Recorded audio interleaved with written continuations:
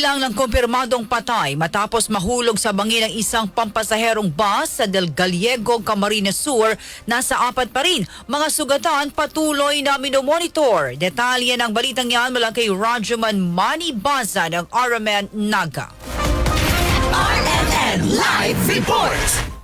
Mga kasama, 4 pa rin ang namatay na pinanghahawakan na official list ng Del Gallego PNP sa kumpirmasyon ni Police Captain Bernie Ondisimo ngayon, at ganun din ang kapulisan ng Camarines Sur Police Provincial Office. Kaugnay pa rin ito ng road accident na nangyari kaninang madaling araw sa parte ng Andaya Highway sa area ng Barangay Magais 1, Del Gallego, Camarines Sur, nang mahulog ang pampasaherong DLTV bus. Matapos na makatulog umano ang driver nito, nasa monitoring naman ng mga otoridad sa 30 pasyenteng sugatan na itinakbo sa Maria Eliazar General Hospital sa Tagkawayan, Quezon Province. Isa ang unconscious at ang 7 iba pa na di naman nasaktan ay nakauwi na din ng maayos sa kanilang mga lugar. Kasama mo sa DWNX RMN Naga, Rajuman Manibasa, Tatak RMN.